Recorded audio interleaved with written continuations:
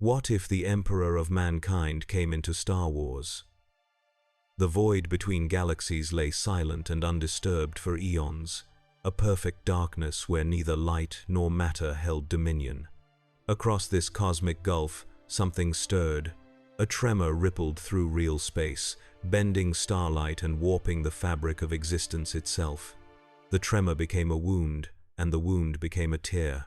Golden light spilled forth, brighter than a dying star, casting impossible shadows across the void. On Coruscant, in the high spires of the Jedi Temple, Master Yoda opened his eyes. The diminutive Grand Master had been deep in meditation when he felt it, a disturbance in the Force unlike any he had sensed in his 900 years. Not the cold shroud of the dark side that had troubled the Council for decades, but something else, something ancient and terrifying in its power. Felt it too, have you? Yoda asked as Master Windu entered his meditation chamber without announcement. Every Jedi in the temple sensed it. Windu confirmed, his face grave. Even the younglings, some of them collapsed. Yoda closed his eyes again, reaching out through the Force. The presence burned like a beacon across the stars, a psychic light so intense it threatened to blind his senses. Watching us, it is. Judging. Across the galaxy, aboard the Imperial Star Destroyer Executor, Darth Vader knelt before the holographic projection of his master. Emperor Palpatine's hood was drawn low, but even the blue shimmer of the hologram could not disguise the sudden tension in his withered frame. "There is a new power in the galaxy, my apprentice," Sidious hissed. "Far beyond the outer rim. I have felt its arrival." "Is it a threat to us, my master?" Vader's mechanical breathing punctuated the silence that followed. "It is a threat to everything." The Emperor's fingers curled into claws. "Find this presence and observe it. Do not engage unless I command it. If it is what I suspect, not even you would survive such an encounter." The anomaly manifested in physical form at the edge of wild space, where Imperial control was tenuous at best. A massive vessel materialized from the tear in reality, golden and cathedral-like in its construction, bristling with weapons architecture unknown to Imperial engineers. It dwarfed even the largest Star Destroyer, stretching 20 kilometers from bow to stern. Aboard the bridge of this impossible vessel stood a figure that radiated such intense power that the crew of the nearest Imperial patrol ship felt their minds burn just by looking upon it. The Emperor of mankind surveyed the unfamiliar star charts with ancient eyes that had witnessed the birth and death of civilizations across millennia. His golden armor caught the light of distant stars, and a corona of psychic energy surrounded his towering frame. "This galaxy is not our own," he stated, his voice resonating with authority that compelled absolute obedience. "And yet the warp currents here are calmer, more structured. There is power in this place, but it lacks direction, it lacks purpose." The custodians flanking him remained silent, their golden armor similar to his own but lacking the divine radiance. They had followed their emperor through the rift, when the Astronomicon had flared with unprecedented energy, creating a bridge between universes. "My lord," one of his companions finally spoke, "what are your orders? The ship's systems indicate thousands of habitable worlds within reach. Many appear to be part of a unified civilization." The Emperor's gaze narrowed on a particular sector of the displayed galaxy. "I sense division, corruption, weakness. This civilization teeters on the edge of collapse, much like humanity did before my guidance." His hand passed over the holographic display. "And I sense beings of great power scattered throughout, drawing upon an energy similar to the warp, but without its predators." The Emperor raised his hand, and the stars on the display illuminated with golden light as his consciousness touched each system. "This galaxy requires salvation. It requires unity. It requires compliance." His eyes, holding the wisdom and burden of millennia, turned toward the core worlds. "Set course for the nearest populated system. We shall introduce ourselves to this galaxy's rulers." The Imperial patrol ship transmitted urgent communications to Coruscant before all contact was lost. Its wreckage would later be found with the crew still alive but changed, their minds wiped clean of individuality and filled with a single unifying purpose. They spoke only of the coming of the new Father and the salvation he would bring to all worlds. In the heart of the Republic's Senate, Chancellor Palpatine received the disturbing reports with outward concern, while inwardly his Sith rage boiled. Whatever had entered his galaxy posed a direct challenge to his carefully orchestrated plans for total domination. Decades of manipulation threatened to unravel in an instant. The Senate must respond to this incursion with a unified voice, he declared to his inner circle of advisors. I propose we send a diplomatic envoy, accompanied by a Republic battle group as a precaution. What Palpatine did not share was his true intention. The battle group would serve as a sacrificial test of this entity's capabilities, while the diplomatic mission would allow him to gauge its intentions, all while he mobilized his true strength in secret. The Jedi Council convened in emergency session as reports filtered in from the Outer Rim. Worlds were declaring allegiance to a being they called the God Emperor, a figure of such powerful force presence that some claimed he could be sensed across entire sectors of space. This being is not Sith, but neither is he Jedi, Master Ki-Adi-Mundi observed. The Force flows through him differently, more directly. Those who have glimpsed him speak of golden light and overwhelming presence. Dangerous, this development is, Yoda said, leaning heavily on his Geimer stick. If a new player in the galaxy he is, then balance the Force may not remain.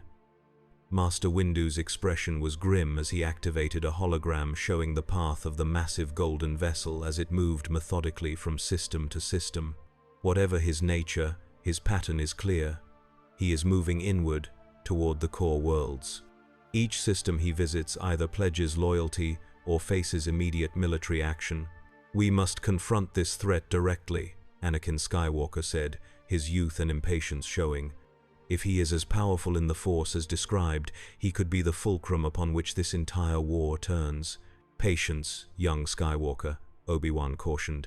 We know nothing of his capabilities or intentions. The Council should send an observation team first. Yoda nodded slowly. Go you will, Obi-Wan. Take Skywalker with you. Observe only, engage not, unless no choice you have. As the Jedi departed to prepare for their mission, Yoda remained in his seat, eyes closed in deep communion with the Force. The currents of destiny had shifted dramatically, flowing toward an outcome even his centuries of wisdom could not foresee. The Emperor of Mankind stood on the bridge of his vessel as it approached the mineral-rich world of Mustafar. The planet's molten surface churned below, rivers of lava snaking across the blackened landscape. Here, he had sensed a nexus of the dark side, a wound in this galaxy's version of the Immaterium. This place bleeds with psychic resonance, he observed to his custodians. The energy here is raw, unrefined, but potent. It could serve our purposes. The Emperor had quickly grasped the nature of the Force in this reality. Similar to the warp of his home galaxy, but fundamentally different in its structure and application. Here, the Immaterium was more stable, less predatory, but also more rigidly divided between what the locals called the light and dark sides, a simplistic dichotomy that failed to recognize the true potential of psychic energy. His arrival had already begun to change the galaxy's political landscape. Some systems pledged allegiance immediately, their leaders overwhelmed by his psychic presence or seeing opportunity in allying with such power. Others resisted, only to find their defenses meaningless against his custodians and the converted followers who now served with religious devotion. My lord, one of his companions reported, we have detected a small vessel approaching. It appears to be civilian, but our scans indicate 2 individuals aboard with significant energy signatures. The Emperor smiled. The first test approaches. These will be their warrior monks, I suspect, the Jedi. He turned from the viewport. Allow them to dock. I wish to take their measure personally. Aboard their unmarked transport, Obi-Wan Kenobi and Anakin Skywalker prepared for what might be the most important diplomatic mission of their lives. They had tracked the massive golden vessel to Mustafar, an odd choice that concerned them both. "I don't like this, Master," Anakin said, checking his lightsaber. "Mustafar is strong with the dark side. Why would this Emperor be drawn here unless he shares that affinity? We cannot jump to conclusions," Obi-Wan cautioned, though he shared Anakin's unease. "Remember, we are here to observe and report back to the Council. This being has made no direct move against the Republic yet." As their ship approached the massive golden vessel, both Jedi fell silent in awe. The craft defied conventional starship design, resembling a cathedral more than a battleship, adorned with massive statues and inscriptions in an unknown language. Golden light emanated from within, and as they drew closer, both Jedi felt the pressure of an immense presence in the Force. "Do you feel that?" Anakin whispered. "Yes," Obi-Wan replied, his voice tight. "Shield your thoughts, Anakin. Whatever this being is, his connection to the Force dwarfs anything I've encountered before." Their ship received docking instructions, guiding them into a massive hangar bay that could have housed a small fleet. As the ramp lowered, they were met by towering figures in ornate golden armor, carrying spear-like weapons that hummed with energy. "The Emperor awaits," one of the figures stated, voice resonating through an elaborate helmet. "You will surrender your weapons before proceeding." Obi-Wan and Anakin exchanged glances. "I'm afraid that won't be possible," Obi-Wan replied diplomatically. "Our lightsabers are part of our identity as Jedi.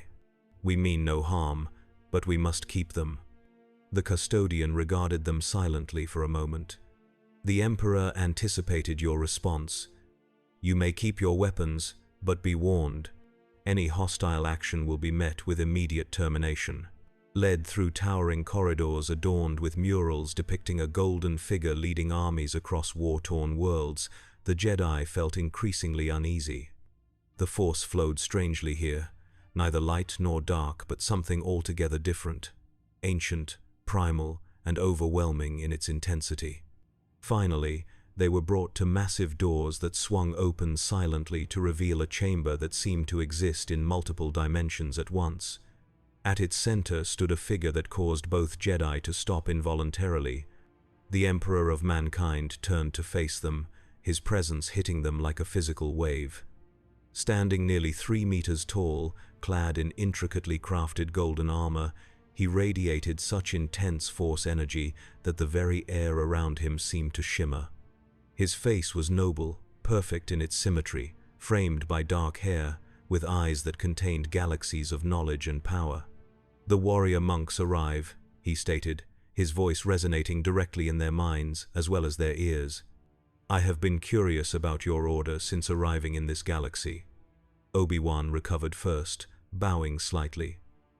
"I am Jedi Master Obi-Wan Kenobi, and this is Jedi Knight Anakin Skywalker. We come on behalf of the Jedi Council and the Galactic Republic." The Emperor studied them with ancient eyes.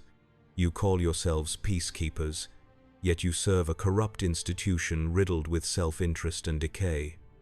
He stepped forward, and the Force rippled around him. "I have seen the Senate of your Republic, seen the petty ambitions and short-sightedness that guide its decisions. It is no different from the failing governments I unified on Old Terra millennia ago." "With respect," Anakin said, tension evident in his voice, "you've entered Republic space without authorization and have already subjugated several systems. The Council is concerned about your intentions." A smile touched the Emperor's perfect features. "My intentions? They are the same as they have always been. Unity, purpose, survival." He gestured, and a holographic display materialized, showing the galaxy from above. "This realm faces threats it cannot comprehend. I have glimpsed them already. Ancient evils sleeping in the unknown regions, extragalactic invaders preparing to strike, and the cancer of division that weakens you from within." He fixed his gaze on Anakin, and the young Jedi felt as though his very soul was being examined. "You, chosen one, sense the flaws in your order, the dogma that restricts your potential, The hypocrisy that forbids attachment yet demands loyalty. Anakin stiffened. How do you know that title? I know many things, Anakin Skywalker. I have walked the currents of destiny across galaxies and epochs. The Emperor returned his attention to both Jedi. Your council fears me because I represent change, and institutions fear change above all else. But change is coming to this galaxy with or without my guidance. Obi-Wan stepped forward, maintaining his diplomatic composure despite the overwhelming presence before him. What exactly do you propose then? What is your purpose here? The same purpose I have always served, the Emperor replied, to unite humanity under a single banner, to elevate it from the mire of ignorance and superstition, to guide it toward its true potential. His eyes narrowed slightly. The difference is that in this galaxy, humanity shares space with countless other sentient species, many of which show remarkable potential themselves. He turned, walking toward a large viewport that showed Mustafa's churning surface below. I propose a new imperium, not one of countless bickering senators and corporate interests, but a unified force capable of protecting all civilized worlds from the threats that lurk beyond the known stars. And who would lead this imperium? Obi-Wan asked, though he already knew the answer. The Emperor turned back, his presence expanding until it filled the chamber like a sun. I have guided humanity for over 40,000 years, Jedi. I have seen civilizations rise and fall, watched species ascend to greatness, only to destroy themselves through folly and pride. There is no other who can bear this burden. Anakin felt a strange resonance with the being's words. The power the Emperor radiated was undeniable, as was the absolute conviction in his voice. For a moment, he could envision it, a galaxy united, strong, at peace under a single, immortal ruler who could not be corrupted by greed or ambition. Obi-Wan sensed his former Padawan's thoughts and spoke quickly. The Republic has stood for over 25,000 years. While imperfect, it represents the collective will of trillions of beings who choose their own governance. And in those 25,000 years, how many wars has your Republic endured? How many genocides? How many worlds have been enslaved while your Senate debated procedure? The Emperor's voice remained calm, but the force darkened around him. Choice is an illusion when ignorance clouds every decision. Freedom without guidance leads only to suffering. Before either Jedi could respond, an aide entered the chamber and approached the Emperor, kneeling before, delivering a message too quiet for them to hear. The Emperor nodded once. It seems our conversation must be cut short, he announced. Your Republic has decided diplomacy is insufficient. A battle group approaches, led by several of your order. He regarded them with something like disappointment. You may remain as my guests or depart. The choice is yours. We should return and report to the Council, Obi-Wan said carefully. Thank you for receiving us. As they were escorted back to their ship, Anakin remained troubled. He knew things about me, Master. Things I've never shared with anyone. His power in the Force is unlike anything in our records, Obi-Wan admitted. But power does not equal wisdom or benevolence. Remember that, Anakin.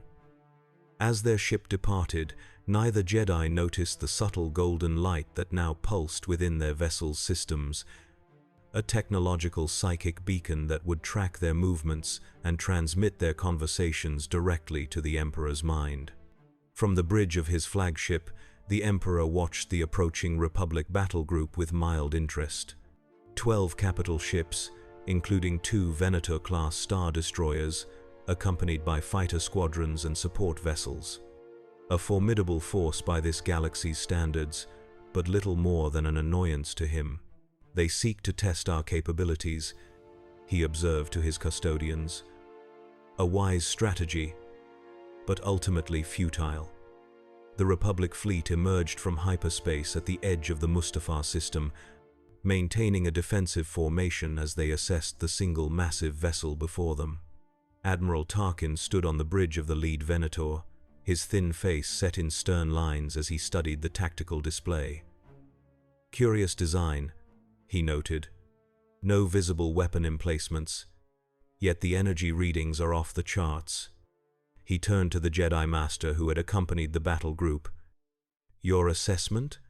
Jedi Master Plo Koon's masked face revealed nothing, but his voice was grave. "The Force surrounds that vessel in ways I cannot fully comprehend, Admiral. Caution is advised." Tarkin nodded curtly. "Open a channel." When the communications officer indicated readiness, he spoke with precise diction. "Unidentified vessel, this is Admiral Wilhuff Tarkin of the Galactic Republic. You have entered Republic space without authorization and engaged in hostile actions against sovereign systems. Power down your engines and prepare to be boarded, or we will open fire."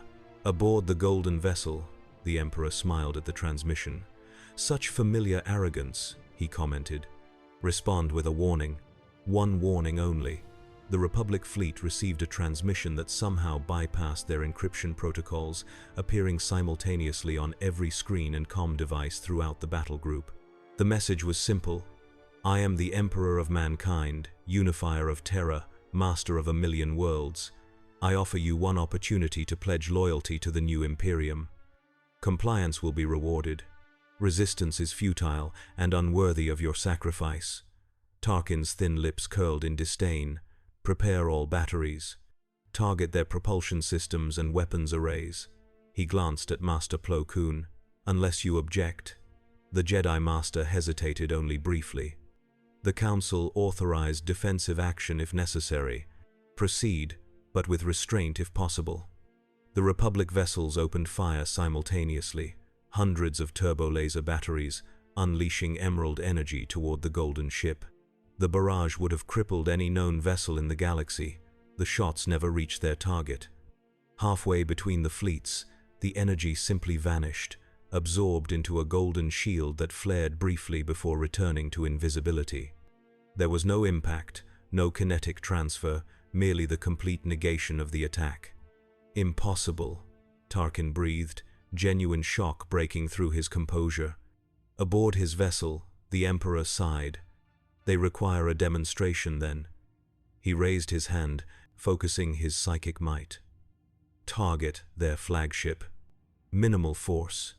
A beam of pure golden light erupted from the front of the vessel, so bright it forced bridge crews across the Republic fleet to shield their eyes. It struck the lead Venator with surgical precision, slicing through its shields as though they didn't exist, and carving a precise pattern across its hull.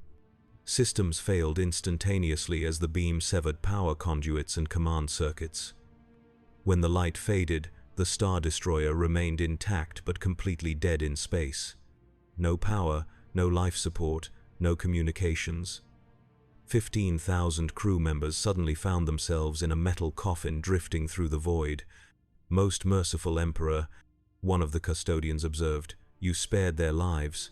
"They are ignorant, not malevolent," the Emperor replied. "And each life converted to our cause strengthens us more than a corpse ever could." He gestured toward the remaining Republic ships. "Now, show them the full might of the Imperium. Disable their vessels, but minimize casualties." What followed was not a battle, but a systematic dismantling. Golden beams lanced out from dozens of newly revealed weapon ports, targeting engines, shield generators, and weapons systems with perfect accuracy. Fighter squadrons launched from the Republic ships found their systems failing as they approached, pilots suddenly hearing a calming voice in their minds offering peace and purpose if only they would surrender to the inevitable. Within minutes, the entire battle group had been neutralized without a single ship destroyed.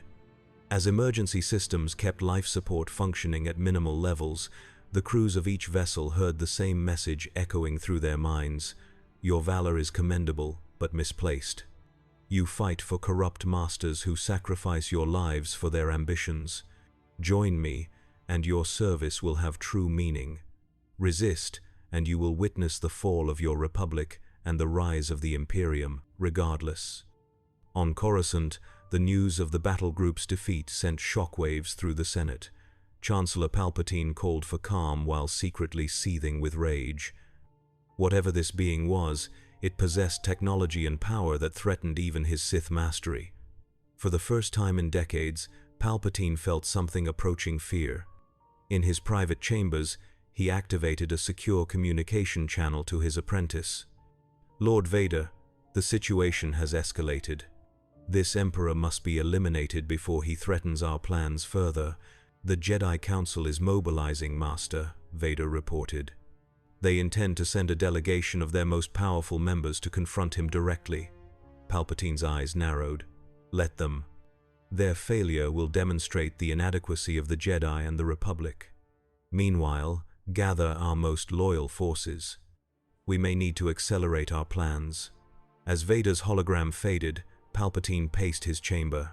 This new player had appeared from nowhere, wielding power that rivaled his own. For a moment, he considered the possibility of an alliance, but dismissed it immediately. This Emperor of mankind radiated a certainty of purpose that would never bend to Sith manipulation. He was a threat that could only be eliminated, not controlled. Aboard his vessel, now in orbit around a conquered Mustafar, the Emperor of mankind sensed the machinations unfolding across the galaxy. The currents of the Force flowed through his consciousness, revealing the intricate web of deception and control centered on Coruscant. He had identified the Sith Lord hiding within the Republic's leadership, recognized the grand design to topple the Jedi and establish a dark empire. "Impressive," he mused. "This Palpatine plays a long game, manipulating both sides of a galactic conflict to achieve absolute power." A smile touched his lips. "A strategy I might have admired, were it not so small in its ambition." One of his custodians approached. "My Emperor, we have established control over the planetary facilities. The natives call this a mining complex, but our scans indicate it serves a different purpose." "Indeed," the Emperor replied. "This world serves as a nexus of dark side energy. The facility masks its true nature. Have our technicians begin integration of our technology with the focal points beneath the surface." "As you command." "And what of the approaching Jedi delegation?" The Emperor's eyes gleamed with anticipation. "I wish to take the full measure of these Force users before I decide their fate in my new order." 3 days later, a Jedi cruiser emerged from hyperspace near Mustafar. Aboard were Masters Yoda, Windu, and Ki-Adi-Mundi, along with Knights Anakin Skywalker and Obi-Wan Kenobi. Together, they represented some of the most powerful Force users in the Jedi Order. "Feel it, do you?" Yoda asked as they approached the massive golden vessel, now surrounded by the captured Republic ships, their hulls marked with unfamiliar golden symbols. "Changed, the Force has. Centered around him, it is becoming." Mace Windu nodded grimly. "It's as if the Force itself is being redirected, like a river changing course." "He showed no hostility toward us in our previous meeting," Obi-Wan noted. "But his intentions were clear. He believes the Republic is corrupt and intends to replace it with his Imperium." "And the crews of the battle group?" Ki-Adi-Mundi asked. "Alive, but completely loyal to him now," Anakin said, his expression troubled. Admiral Tarkin's last transmission before communications went silent was disturbing. He spoke of seeing the truth and pledging himself to humanity's true father. The Jedi cruiser received docking coordinates, guiding them not to the golden vessel but to the surface of Mustafar itself, where a massive new structure had already been erected alongside the mining facility. Impossibly, in just days, a fortress of gleaming metal and stone now dominated the landscape, golden light pulsing from within. "Impossible," Ki-Adi-Mundi breathed. "No construction could be completed this quickly." "With the Force, many impossibilities become possible," Yoda said quietly. "Powerful, this Emperor is. Beyond our experience." As they landed on a designated platform extending over a river of lava, the Jedi could feel the intense concentration of Force energy emanating from the fortress. It was neither light nor dark, but something primordial, raw, and overwhelming in its intensity. They were met by 2 of the golden armored custodians, who now bore symbols matching those that had been added to the captured Republic ships. The Emperor awaits you within the inner sanctum, one stated. He bids you welcome as honored guests and potential allies. The Jedi were led through corridors of impossible architecture, where technology and artistry blended seamlessly. Servitors of various species worked with single-minded purpose, many bearing small golden implants at their temples. The walls were adorned with freshly created murals depicting the golden-armored Emperor bringing unity and purpose to divided worlds. Finally, they reached a massive circular chamber at the heart of the fortress. Here, the force flowed like a whirlpool, currents of energy visibly manifesting as ripples of golden light in the air. At the chamber's center stood the Emperor of Mankind, his armor removed to reveal a simple white robe that somehow failed to diminish his overwhelming presence. Masters of the Jedi Order, he greeted them, his voice resonating through both the chamber and their minds. I have been eager for this meeting since my arrival in your galaxy. Yoda stepped forward, leaning on his Gaimer stick. Curious about you, we are. Your purpose here, unclear it remains. The Emperor smiled. My purpose is always the same, Master Yoda. The elevation and protection of sentient life against the darkness that would consume it. He gestured, and the chamber's walls became transparent, revealing the volcanic landscape of Mustafar. This world pulses with psychic energy you call the dark side. Left unchecked, it would eventually corrupt any who dwelled here. I have begun the process of taming it, channeling its power toward constructive purposes. Mace Windu's hand rested near his lightsaber. You've taken control of Republic citizens and military assets. The Senate views this as an act of war. The Senate, the Emperor replied, his voice hardening slightly, is a nest of self-interest and corruption. Many of its members serve themselves and their corporate backers, not the trillions they claim to represent. His gaze swept over the assembled Jedi, and you, the supposed guardians of peace and justice, have become so entangled in political maneuvering that you failed to recognize the darkness growing at the Republic's heart. Ki-Adi-Mundi stepped forward. What darkness do you speak of? The Emperor's expression showed something like pity, the Sith Lord who orchestrates your precious clone war from both sides. The one who even now sits in the Chancellor's office, playing Republic and Separatists against each other while you dance to his manipulations. A shock ran through the Jedi at these words. Anakin's face paled. Chancellor Palpatine? That's impossible. Is it? The Emperor asked, focusing his ancient gaze on the young Jedi Knight.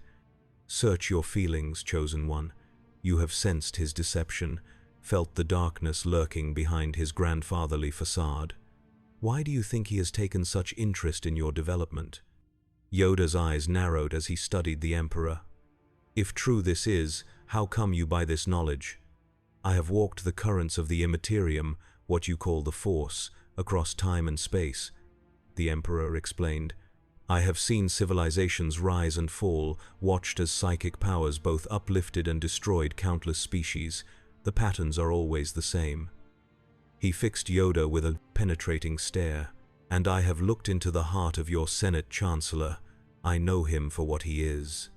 Darth Sidious, master of the Sith, architect of the Clone War, manipulator of your precious Republic. Mace Windu exchanged glances with the other masters. These are grave accusations. They are truth, the Emperor stated simply. And they are why I offer you a choice. Join me in creating a new order for this galaxy, one free from the corruption of both Republic and Sith, or stand aside as I do what must be done. And if we do neither? Windu asked. The Emperor's expression hardened. Then you align yourselves with the very darkness you claim to oppose. I do not wish conflict with the Jedi Order, but I will not allow misguided loyalty to a failing system to endanger trillions of lives. Before any of the Jedi could respond, a custodian entered the chamber. My Emperor, we have detected multiple vessels exiting hyperspace. They bear Imperial markings but are not part of the captured fleet. The Emperor nodded. It seems Darth Sidious has decided to accelerate his plans. He turned back to the Jedi. Now you face a choice that cannot be delayed. The Sith Lord sends his forces not just against me, but against you as well. He knows you have learned the truth, or soon will." Anakin stepped forward, his expression conflicted. "If what you say about the Chancellor is true, then the Republic itself has already fallen. The Clone War, the Separatist movement, all of it orchestrated by the Sith." "All of it," the Emperor confirmed, "including the creation of your clone army, implanted with protocols to turn against the Jedi at a single command from their true master." The revelation hit the Jedi like a physical blow. Yoda closed his eyes, searching the Force for confirmation, and finding, to his horror, that the stranger's words rang with truth. "Blind we have been," Yoda admitted. "Failed the Jedi have, if grown so powerful the Sith have without our knowledge." The Emperor of Mankind approached the diminutive Jedi Master, towering over him yet somehow conveying respect. "Not failed, Master Yoda, merely outmaneuvered by an enemy willing to play a longer game. The Sith Lord has had decades to position his pieces. You have had days to recognize the truth." He looked up at the viewports, where Imperial Star Destroyers could now be seen entering orbit. "And now, it seems, minutes to decide your course of action." Mace Windu stepped forward, his decision made. "If Palpatine is indeed the Sith Lord we have sought, then the Jedi must move against him immediately." "Agreed," Ki-Adi-Mundi said. "But we cannot simply ally ourselves with another unknown power." The Emperor nodded in understanding. "I do not ask for your allegiance, Master Jedi, merely your cooperation against a common enemy.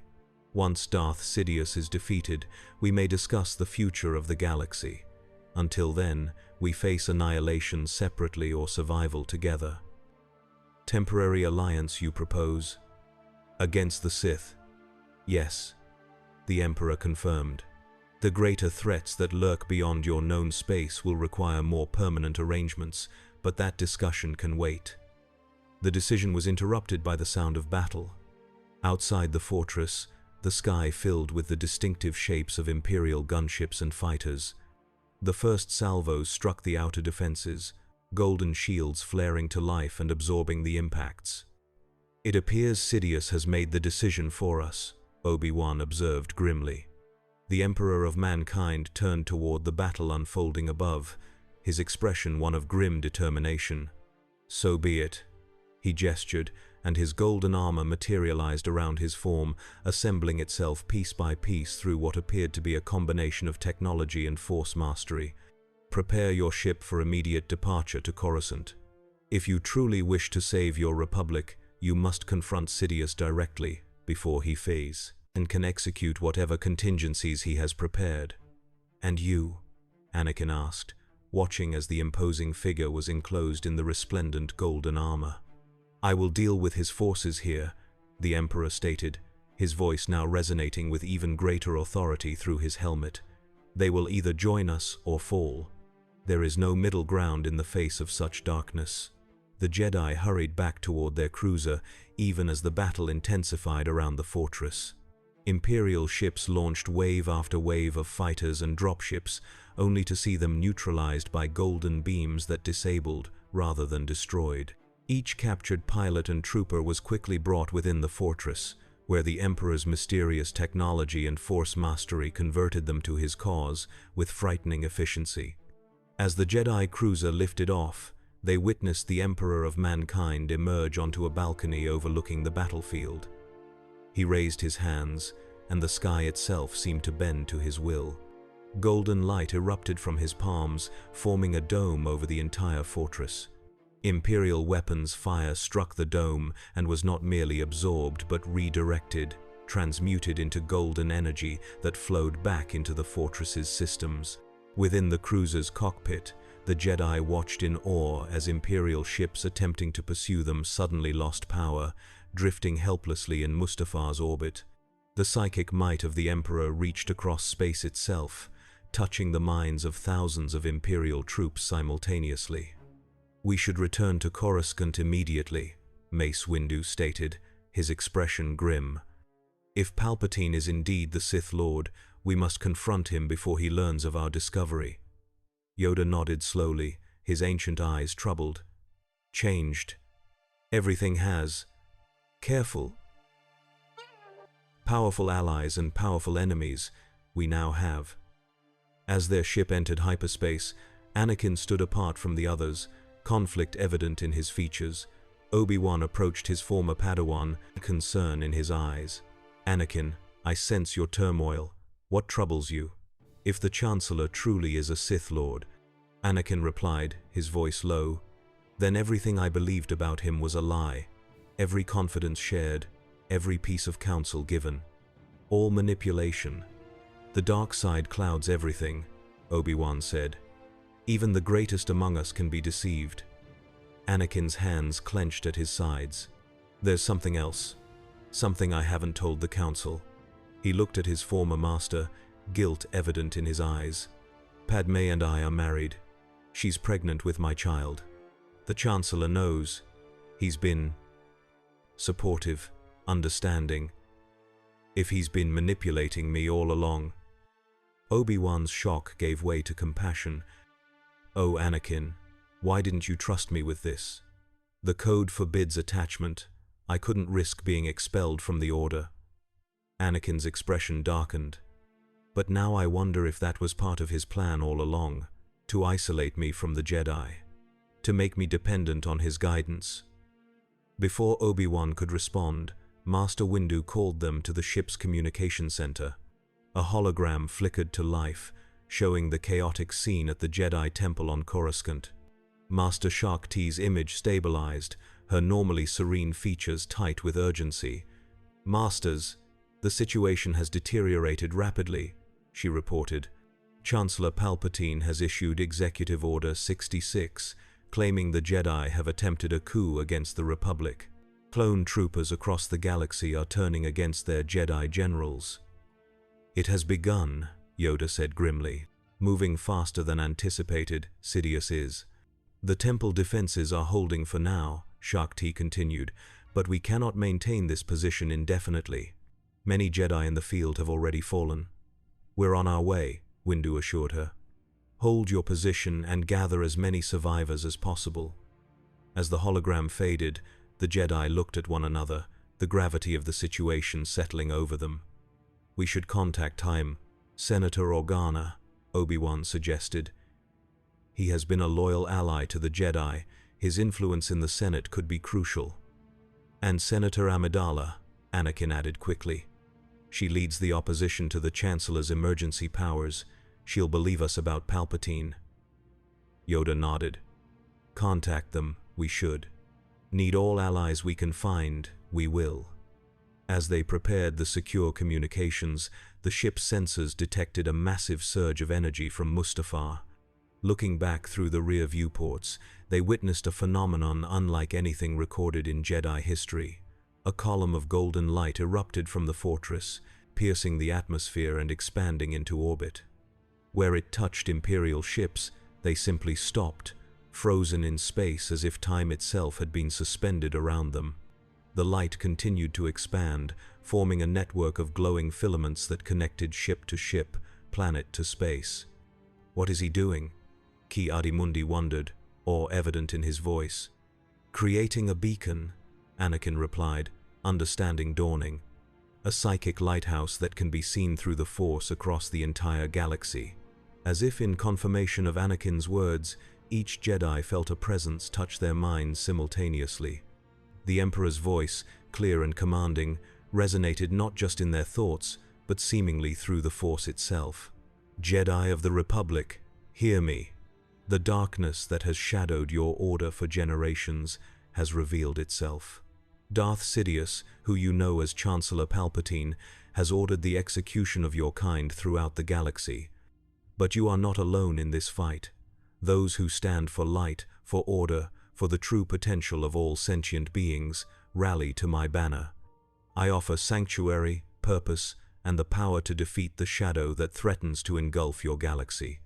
I am the Emperor of mankind, and my light shall not be dimmed. The message faded, but its impact remained. Throughout the ship, systems that had previously shown signs of the Emperor's subtle psychic technology now pulsed with renewed energy, as if awakened by his call. "He's offering protection to surviving Jedi," Obi-Wan observed. While positioning himself as the alternative to the Sith, Windu added suspiciously, "One tyrant replacing another. Decide later. We can, who to trust," Yoda said. "First, survive we must." On Coruscant, chaos reigned. The skyline of the Republic capital, normally a majestic tapestry of gleaming spires and orderly traffic lanes, now bore the scars of conflict. Smoke rose from the Jedi Temple, where clone troopers and temple guards clashed in bitter combat. In the Senate, Palpatine's declaration of the Jedi Rebellion had been met with shock, confusion, and in some quarters, quiet skepticism. In his private chambers, now heavily guarded by red-robed Imperial guards and elite clone troopers, Darth Sidious seethed with cold fury. Decades of meticulous planning threatened to unravel because of this unexpected arrival. The Golden Emperor's psychic broadcast had reached even here, manifesting as a shimmering apparition that his darkest arts had been unable to dispel. "Lord Vader," he addressed the hologram of his apprentice, "the situation has changed. The Jedi Council knows of our plans. They will be returning to Coruscant soon, if they are not already here." "What of this new power?" Vader asked, his mechanical breathing punctuating the silence between words. "Our forces at Mustafar have gone silent. He is a threat beyond anything we have faced," Sidious admitted, rage barely contained behind his measured tone. "His power in the Force rivals even mine, but it is different, ancient, pure in ways that defy both Jedi and Sith understanding." The Emperor's wrinkled features contorted with hatred. "He must be destroyed, no matter the cost." "I will return to Coruscant immediately, my master." "No," Sidious countermanded. "Remain with the 501st. When the Jedi ship arrives, you will intercept it before it can reach the temple. Kill them all, Lord Vader, especially Skywalker." As Vader's hologram faded, Sidious moved to the window, looking out at the chaos engulfing his capital. Everything had been proceeding according to design. The Clone Wars had weakened both Republic and Jedi. The Senate had surrendered ever more power to his office, and the final stroke against the Jedi Order had been set in motion. Now, this interloper threatened it all. Yet, even as anger burned within him, Sidious felt something else. A sensation he had not experienced in many years. Fear. This Emperor of mankind wielded power that defied conventional understanding of the Force. His ability to convert rather than destroy his enemies suggested a mastery that even the most ancient Sith teachings did not encompass. For the first time, Darth Sidious considered the possibility of defeat. The Jedi cruiser emerged from hyperspace in the Coruscant system, immediately encountering the increased security that now surrounded the Republic capital. Massive Star Destroyers formed a defensive cordon, while squadrons of Arc fighters patrolled in tight formation. "Jedi cruiser, this is Coruscant security," came the transmission. "You are ordered to power down and prepare for boarding. Any resistance will be met with lethal force."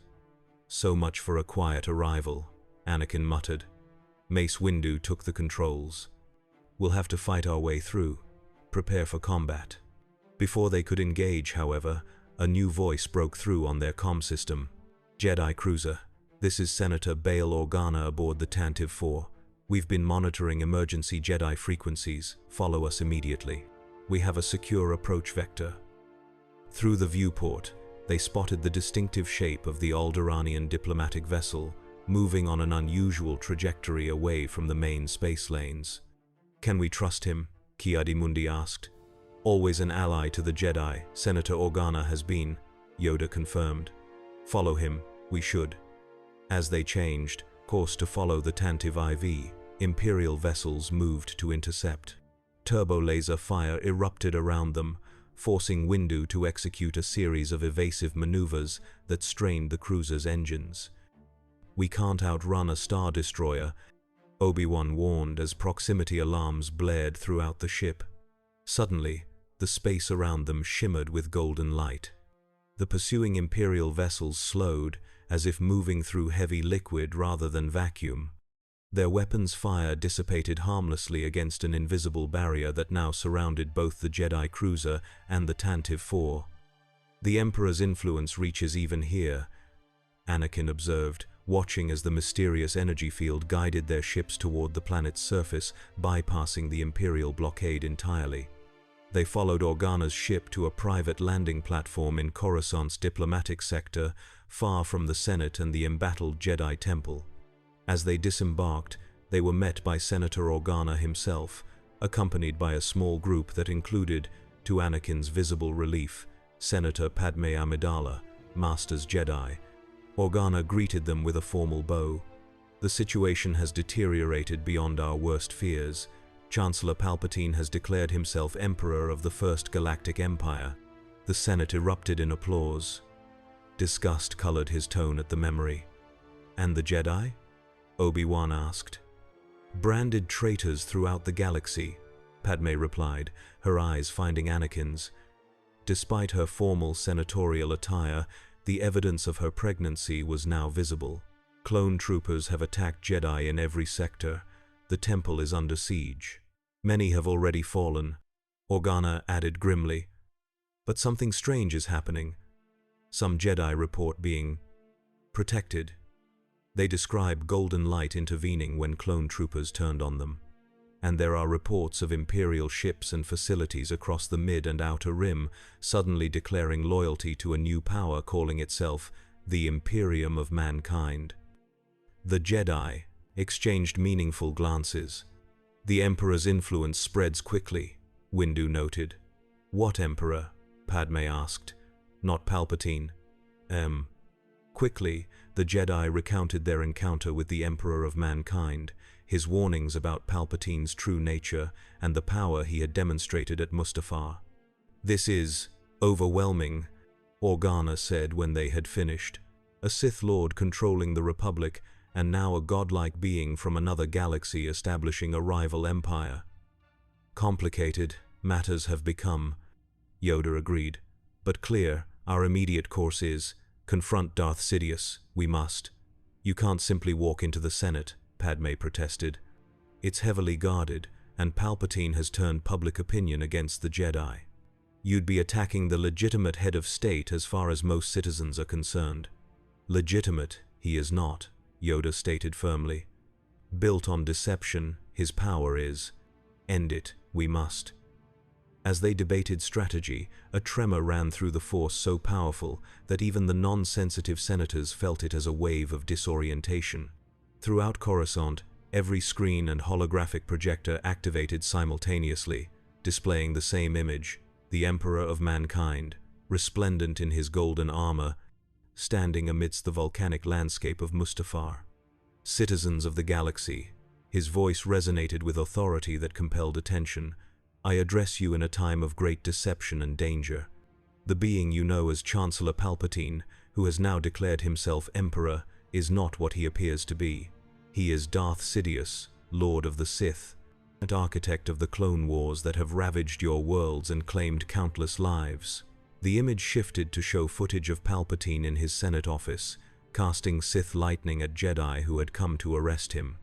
The security recording, which Palpatine had believed destroyed, played for trillions across the galaxy. "For decades, he has manipulated your republic, corrupted your institutions, and orchestrated a war, in which both sides answered to him alone. The clone army that fights for your supposed freedom was created with a hidden protocol, designed to turn against the Jedi at his command. Even now, these loyal soldiers slaughter their generals across the stars, their minds enslaved to the will of a tyrant." The broadcast continued, showing evidence of Palpatine's dual identity, his manipulation of the Trade Federation crisis, his secret communications with Count Dooku, and finally, the execution of Order 66 against unsuspecting Jedi. "I come from beyond your galaxy, bringing truth and a new vision, one of unity, strength, and purpose. The Imperium of Mankind offers sanctuary to all who reject tyranny and deception. Already, thousands of your fellow citizens, from clone troopers who have broken their programming to senators who recognize the corruption at the heart of your government, have joined our cause. The image returned to the Emperor, his perfect features solemn and resolute. The choice now lies before you. Continue to serve a master of lies, or embrace a new dawn for this galaxy. I am the Emperor of mankind, guardian of humanity across countless stars, and I declare that Darth Sidious will fall before this day is done. As the broadcast ended, Coruscant erupted in confusion and chaos. In the Senate, accusations flew as loyalists defended Palpatine while others demanded answers. In the streets, citizens gathered in massive crowds, uncertainty and fear giving way to anger as the evidence of their manipulation became impossible to ignore. In Organa's diplomatic compound, the gathered Jedi and senators watched in astonishment. How did he access every communication system in the galaxy simultaneously? Organa wondered. The same way he protected our ship, Obi-Wan surmised. His technology and command of the Force operates on principles beyond our understanding. He's forcing Sidious into the open, Windu realized, removing the shield of legitimacy the Sith Lord has hidden behind for so long. Anakin turned to the others, determination hardening his features. This is our opportunity. While Sidious is dealing with the political fallout, we can strike directly. Agreed, Windu said. A small team has the best chance of success. Master Yoda, Skywalker, and I will confront Palpatine. The rest of you should try to reach the temple, rally the surviving Jedi. As they prepared to depart, Padme pulled Anakin aside. Be careful, she whispered, placing his hand against her swollen belly. We need you, both of us. Anakin embraced her briefly. I'll come back to you. I promise. In the Imperial Executive Office, formerly the Chancellor's suite, Darth Sidious watched the broadcast with cold fury. Around him, red-robed guards and advisors stood in nervous silence, awaiting his reaction. So, he finally spoke, his voice deceptively calm. Our visitor wishes to play his hand openly. He turned to his head of security. Double the guard. No one enters this building without my explicit authorization. As the guards hurried to comply, Sidious activated a secure channel. Lord Tyrannus. He addressed the holographic image of Count Dooku, who had secretly survived his supposed death at Skywalker's hands through Sith alchemy. The time for subtlety has passed. Deploy our secret weapon. Dooku bowed. As you wish, my master, but are you certain? The weapon is unstable, unpredictable. The scientists have not completed the final calibrations. I am certain only that our enemy must be destroyed, Sidious snarled, his carefully maintained facade cracking to reveal the rage beneath. Activate it immediately.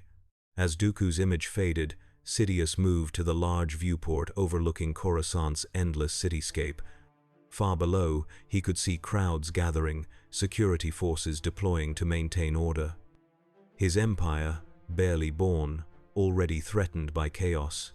Reaching out through the dark side, Sidious could feel the Golden Emperor's presence spreading across the galaxy like a web of light.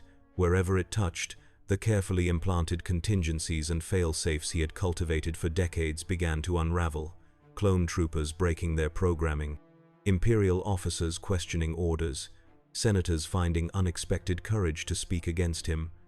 For the first time in his long life, Darth Sidious found himself on the defensive. But he was not without resources. Throughout his rise to power, he had cultivated weapons and contingencies even his apprentices knew nothing about. Ancient Sith artifacts and knowledge, experimental technologies, alliances with powers in the unknown regions. If this pretender from beyond the galaxy thought to challenge the master of the Sith, he would learn the true meaning of the dark side. On the other side of Coruscant, Mace Windu, Yoda, and Anakin Skywalker moved through service tunnels and maintenance corridors, avoiding the main thoroughfares where Imperial forces now patrolled in force. The false Emperor's broadcast had thrown the capital into turmoil, but it had also made security around Palpatine even tighter. "Sense great darkness, I do," Yoda said as they paused at a junction. "Preparing something terrible, Sidious is." "Then we'd better hurry," Anakin replied, leading them toward a seldom-used entrance to the Senate office building. They had nearly reached their destination when a familiar presence in the Force stopped them cold. From the shadows ahead emerged a figure in black armor, a red lightsaber igniting with an ominous hiss. "Lord Vader," Yoda acknowledged, his small form tensing for battle. The Sith apprentice's mechanical breathing echoed in the confined space. "My master has foreseen your attempt. You will not reach him." Anakin stepped forward, his own lightsaber igniting with a snap hiss. "We don't have time for this.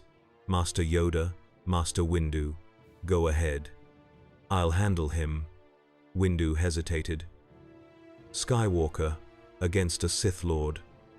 "I can defeat him," Anakin said with quiet confidence.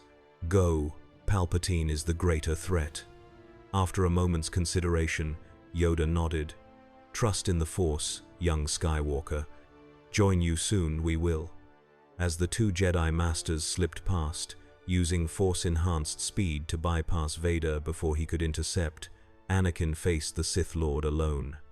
There was something hauntingly familiar about the dark figure, something that tugged at the edges of Anakin's consciousness. "Who are you?" Anakin demanded, circling cautiously.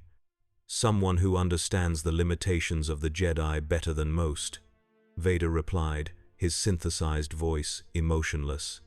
"Someone who has seen the truth of the Force that they deny." Their lightsabers clashed in a furious exchange, red against blue, the confined space filling with the scent of ozone and scorched durasteel. Anakin was surprised to find that Vader's fighting style mirrored his own in many ways, though twisted into something darker, more brutal. "You fight like a Jedi trained," Anakin observed between strikes. "Another of Dooku's fallen apprentices." "I was never Dooku's," Vader replied, deflecting a series of rapid strikes. "My master has been Darth Sidious from the beginning, as it was always meant to be." Something in those words, in the rhythm of the combat, triggered a flash of insight in Anakin's mind. A half-remembered dream, a vision of himself falling to the dark side, becoming a monster in black armor. The Emperor of Mankind had hinted at such things, spoken of destinies rewritten and paths diverted. "You're me," Anakin realized with horror, momentarily faltering in his attack. From another timeline, another possibility. Vader paused, his saber held at guard position. "I am what you would have become without the interference of the Golden Tyrant.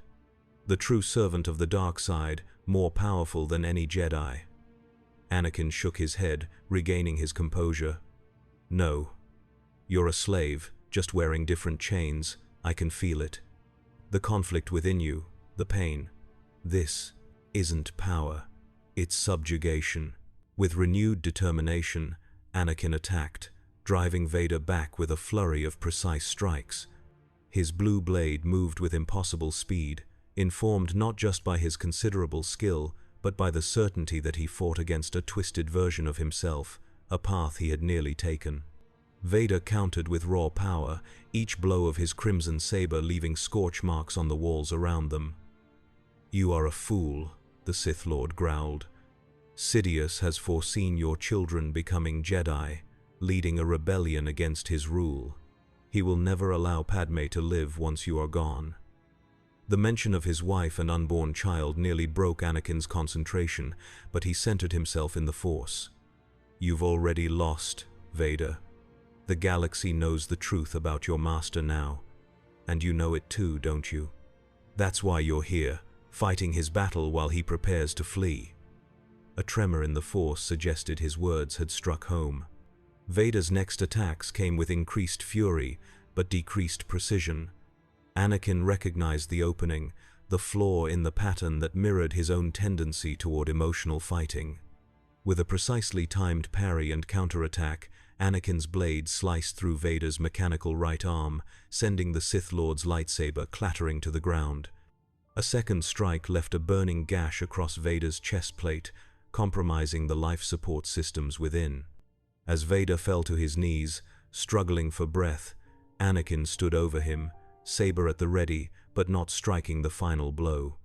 "Kill me," Vader wheezed, his damaged vocoder distorting the words. "If you don't, he will make you suffer as I have suffered." Anakin deactivated his lightsaber. No. You're evidence of Palpatine's true nature, of the future he planned for me. You'll face justice for your crimes, but not death. Not from me.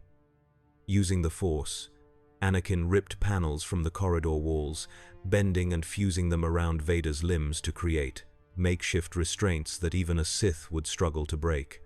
With his dark counterpart secured, Anakin sprinted to catch up with Yoda and Windu, knowing that the confrontation with Sidious would be even more dangerous. In the Imperial Executive Office, Darth Sidious had abandoned all pretense of being the benevolent Chancellor. His hooded robe flowed around him as he paced, yellow Sith eyes gleaming with malevolence. The Force roiled with dark energy, shadows seemingly bending toward him as if drawn by gravity. When the door to his private sanctum exploded inward, he showed no surprise. Yoda and Mace Windu entered, lightsabers ignited, their expressions grim. "Master Yoda, Master Windu." Sidious greeted them with mocking courtesy. "I wondered when you would make your move, though I had expected Skywalker to join you. Has Lord Vader dealt with him already?" "Underestimated Skywalker you have," Yoda replied calmly. "As underestimated us you have." Sidious smiled, the expression devoid of warmth. "On the contrary, Master Yoda, I have calculated the exact measure of your abilities, and found them wanting." His own lightsaber appeared in his hand, igniting with a sinister hiss. "The Jedi Order ends today, as it was always meant to." The battle that followed was unlike any recorded in Jedi history. Sidious moved with supernatural speed, his crimson blade everywhere at once as he engaged both masters simultaneously. The office around them disintegrated under the fury of their combat, furniture splintering, walls scorched by lightsaber strikes, windows shattering under the pressure of Force techniques unleashed without restraint. "Feel your anger." "I do," Yoda observed as they fought, his small form flipping and spinning with agility that belied his 900 years. "Fear, uncertainty, losing control of your grand design, you are." "Control is an illusion, Master Yoda," Sidious snarled back, unleashing a barrage of Force lightning that the diminutive master barely deflected. "There is only power, and those too weak to wield it." Mace Windu pressed forward, his unique Varpad style turning Sidious's own darkness against him. "Your power was built on deception, Palpatine. That foundation is crumbling beneath you even now." For a moment, it seemed the Jedi Masters might prevail. Working in perfect concert, they drove Sidious back toward the shattered windows, the cityscape of Coruscant visible beyond. But the Sith Lord had not survived and thrived for decades by being predictable. With a snarl of effort, Sidious unleashed a Force repulse of such power that both Jedi were thrown backward, crashing into opposite walls of the chamber. Before they could recover, he activated a device on his wrist. "You are too late," he announced, triumph evident in his voice. "Even now, my ultimate weapon activates. Not even your golden savior can stop what comes next." High above Coruscant, in geosynchronous orbit, a massive space station that had been disguised as an under-construction communications array suddenly pulsed with energy. What few knew was that at its heart lay an experimental kyber crystal focusing array, a prototype for what would eventually become the Death Star. A beam of concentrated energy lanced down from the station, not toward the planet below but into space, targeting a specific set of coordinates. The fabric of space-time itself buckled under the assault, forming what appeared to be an artificial hyperspace window. But this was no ordinary hyperspace jump point. This was a tear in reality itself, forced open by technology derived from ancient Sith artifacts and experimental physics beyond the understanding of Republic scientists. Through this wound in the universe poured something that defied description. Living darkness, entities of pure malevolence that had waited at the boundaries of reality since the dawn of time. Sidious had discovered references to them in forbidden Sith texts, beings that even the ancient Sith had feared to summon. Now, in his desperation, he had released them into the galaxy. The effect was immediate and catastrophic. Across Coruscant, citizens collapsed as waves of terror washed over the population. In orbit, ships lost power as the entities flowed around and through them, feeding on the life energy of their crews. The very force itself seemed to recoil from the intrusion, light and dark alike overwhelmed by something older and more primal than either. In the ruined office, Sidious laughed maniacally. "Behold true power, Jedi. If I cannot rule this galaxy, then nothing shall." Yoda and Windu struggled to their feet, the overwhelming psychic assault of the entities making even movement difficult. Through the shattered windows, they could see the sky darkening as the creatures spread, blotting out the sun itself. "What have you done?" Windu demanded, his normally controlled voice shaking. "I have opened the way for the old ones," Sidious replied, savoring their horror. "The true masters of the void between galaxies. They hunger for life, for consciousness itself, and now they feast." Before either Jedi could respond, the doors burst open again. Anakin Skywalker entered, his expression shifting from determination to confusion as he sensed the wrongness permeating the Force. "Ah, young Skywalker," Sidious greeted him.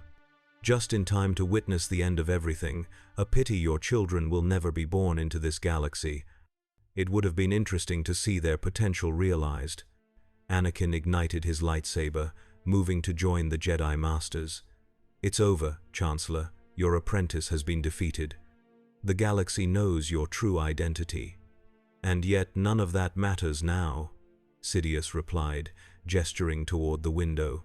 "Look upon my final victory, Chosen One, the death of hope itself."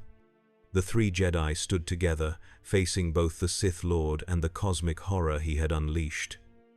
Even combined, their power in the Force seemed insignificant against the encroaching darkness that now threatened to engulf not just Coruscant but the entire galaxy. It was at this moment of deepest despair that a new presence made itself known. Golden light erupted across the darkening sky, a network of shimmering filaments that pushed back against the crawling shadows. The Emperor of Mankind had arrived on Coruscant. His massive golden vessel appeared in orbit, having traversed the gulf between Mustafar and the capital with impossible speed. From its bow projected a beam of pure psychic energy that formed a shield around the planet, temporarily halting the advance of the void entities. In the Imperial office, the air shimmered and the Emperor of Mankind materialized, not physically, but as a projection of such power and fidelity that he seemed truly present. His golden armor gleamed with inner light that hurt the eyes to look upon, and the Force bent around him in patterns that defied conventional understanding. "Darth Sidious," the Emperor addressed the Sith Lord, his voice resonating with authority. "Even in my galaxy, there are places in the immaterium where such entities dwell. We call it the realm of chaos, and we have fought its corruption for millennia." His expression hardened. "You have no conception of the forces you have unleashed." Sidious sneered at the projection. "I understand more than you know, interloper. These beings answer to no master, not even you. They will consume this galaxy, and then yours, a price I gladly pay to deny you victory." "They answer to no master because they are not meant for mastery," the Emperor replied. "They are antithesis, the unmaking of creation itself." His gaze turned to the Jedi. "The tear must be sealed, but I cannot do it alone. Not while maintaining the shield that protects this world." Yoda stepped forward.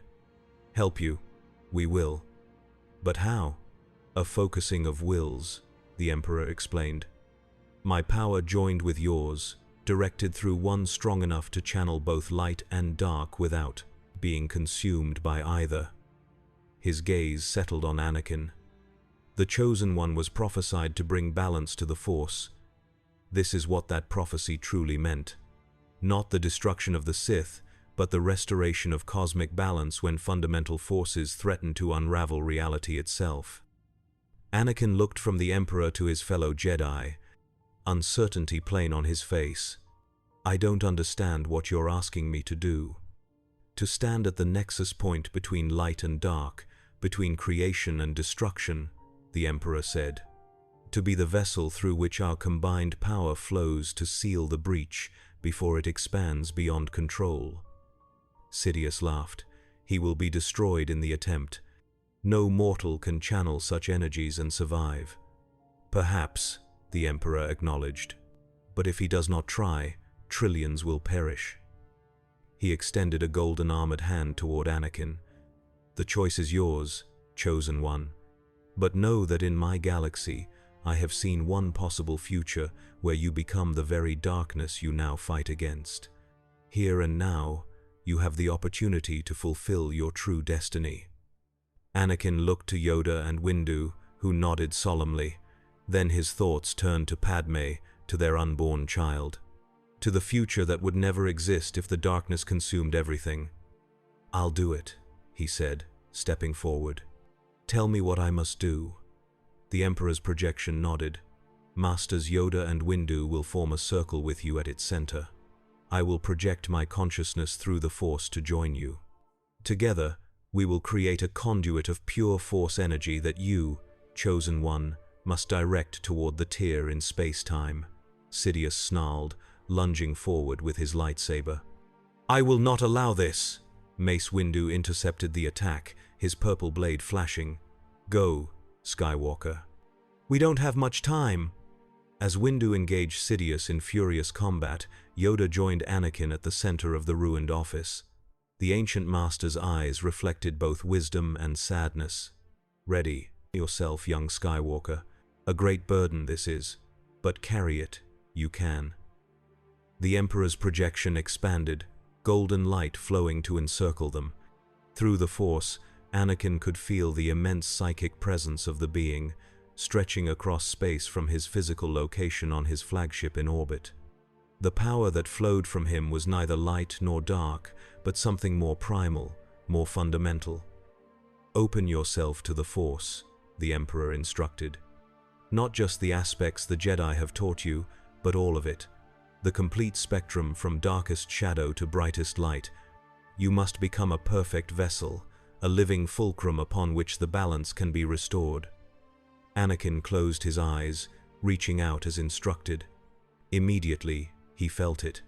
The Force in its totality, unfiltered by Jedi teachings or Sith corruption. It was overwhelming, beautiful, and terrifying all at once. Power beyond anything he had imagined flowed through him, threatening to tear his consciousness apart. "Focus," the Emperor's voice guided him. "See the breach. Feel its wrongness in the fabric of reality."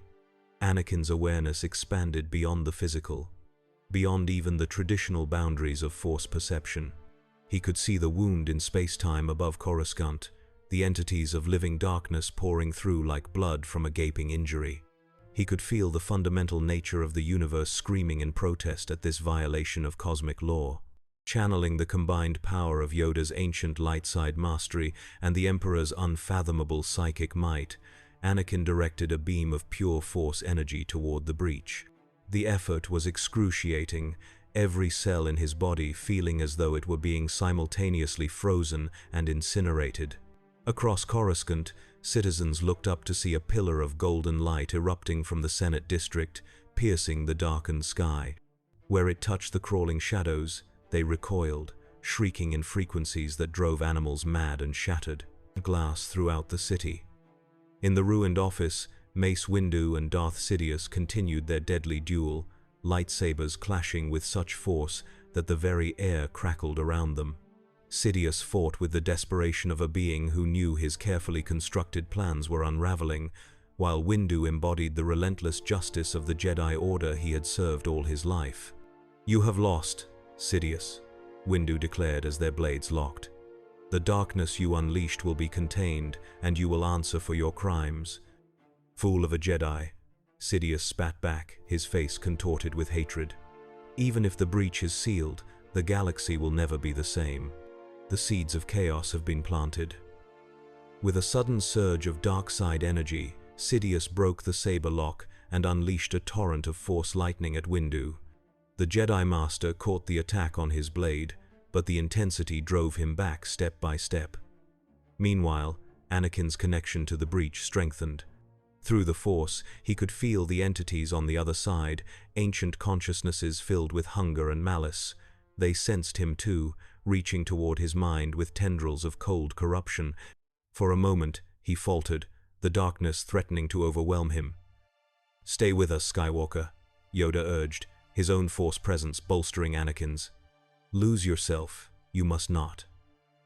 Remember who you are," the Emperor added, his psychic voice resonating through Anakin's consciousness. "You stand at the crossroads of destiny, not just for yourself, but for trillions of souls across 2 galaxies." Anakin focused on Padmé's face, on the future they might still have if he succeeded. Drawing on reserves of strength he never knew he possessed, he pushed back against the darkness, forcing the entities away from the breach. Slowly, agonizingly, the tear began to close.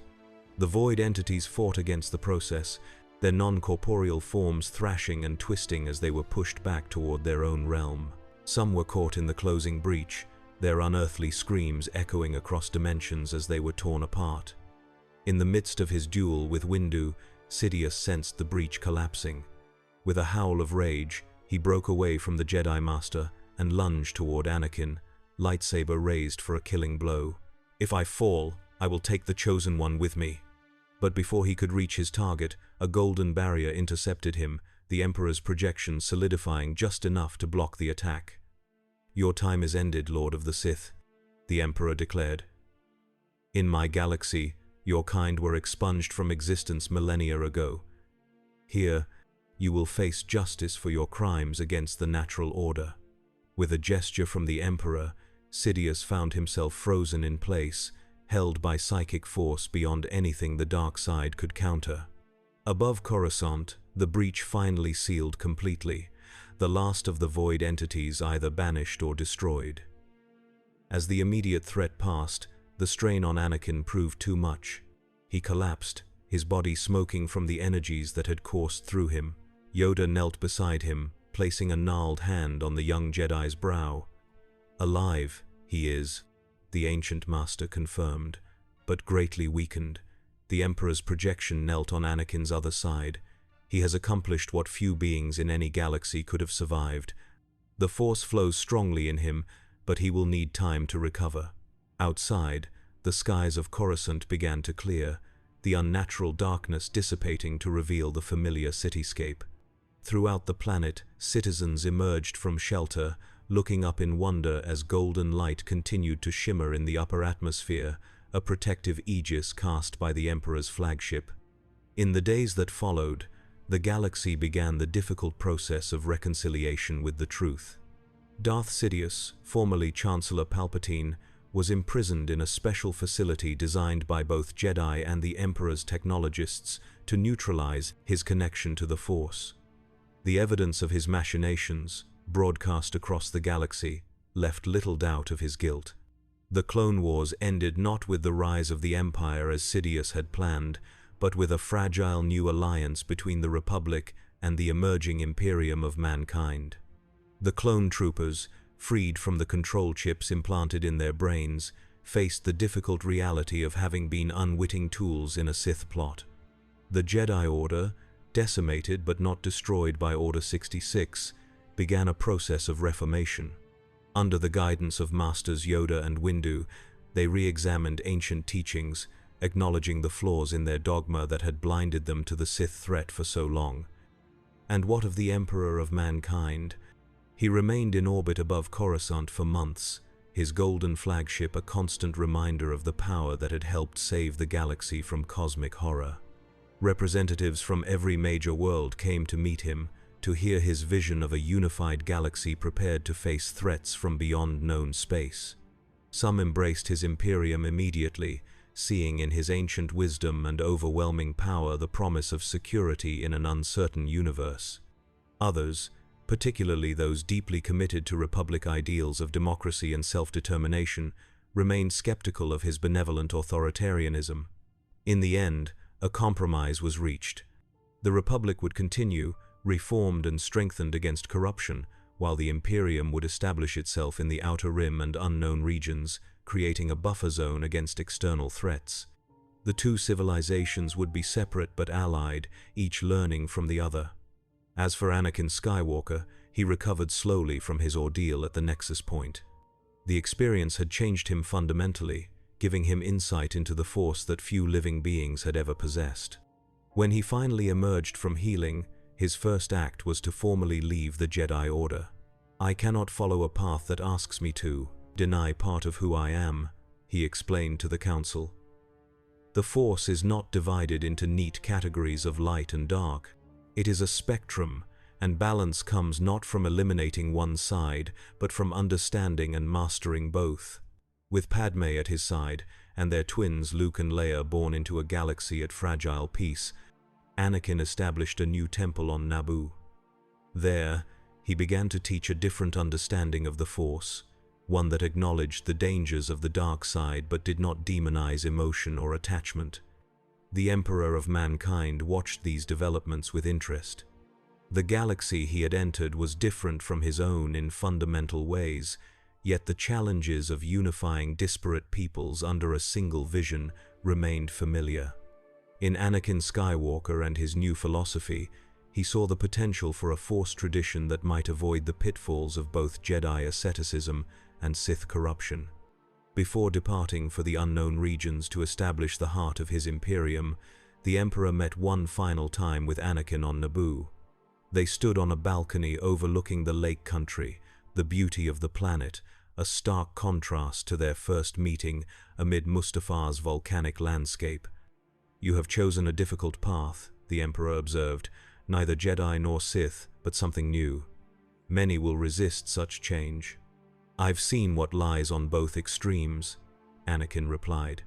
The Jedi's emotional detachment left them vulnerable to deception. The Sith's embrace of passion without restraint leads to madness and self-destruction. He looked at the Emperor directly. "And I've glimpsed what I might have become without your intervention." The Emperor nodded solemnly. The man in the black armor, a possibility now averted. He gestured toward the horizon. "You understand now why I came to this galaxy, why I could not simply observe." "You saw the same patterns repeating," Anakin said, "the same cycle of light and dark, order and chaos, endlessly consuming itself without progress." "Just so," the Emperor confirmed. "In my galaxy, humanity faced threats you cannot imagine, Xenos races that would render your worlds lifeless for resources, warp entities that feed on suffering and despair, ancient star gods awakening from eons of slumber to harvest all sentient life." His golden eyes seemed to look beyond the physical realm. "I established the Imperium not from desire for power, but from necessity, unity or extinction. Those were the only choices." Anakin considered this. "And here? What necessity drives you in this galaxy?" The Emperor smiled, the expression softening his perfect features. "The same. But perhaps, in this realm where the immaterium is more structured, where the predators of the warp have not yet gained a foothold, there is room for a different approach." He looked at Anakin with something approaching approval. "Balance, as you say. A middle path between the rigid control of my Imperium and the chaotic freedom of your Republic. Is that even possible for you?" Anakin asked. "To share power rather than command it absolutely." "I have lived for over 40,000 years, Skywalker," the Emperor replied. "If there is one thing I have learned in that time, it is that adaptation is the key to survival." He placed a hand on Anakin's shoulder. "Watch the outer darkness. That is where the true threats will emerge, not decades from now, but centuries. And when they do, remember that neither light nor dark alone will be sufficient to face them." With that cryptic warning, the Emperor departed Naboo, returning to his flagship and setting course for the unknown regions. Over the years that followed, reports would occasionally reach Republic space of massive construction projects, of worlds transformed into fortresses against some unnamed future threat. The Imperium of Mankind grew slowly but inexorably, absorbing systems at the galaxy's edge into its fold. Unlike the empire that Sidious had envisioned, built on fear and subjugation, the Emperor's domain was founded on purpose and protection. Those who joined willingly found themselves part of a greater whole, connected by subtle psychic technology to their golden sovereign. And at the boundary between Republic and Imperium stood Anakin Skywalker's new order of Force users, neither Jedi nor Sith, but something that incorporated wisdom from both traditions while transcending their limitations. They called themselves the Balanced, and their symbol was a golden flame centered within perfect darkness. When the threat the Emperor had foreseen finally emerged from beyond the galaxy's edge, generations later, they would be ready. Republic and Imperium, light and dark, united against the shadow that would devour all life. That day would bring challenges beyond imagining, but also the fulfillment of an ancient prophecy. Balance to the Force, not through destruction, but through unity of purpose, not through elimination of darkness, but through its integration into a greater whole. Not through dogma, but through wisdom earned through trial and sacrifice. In the end, it would be enough. It had to be.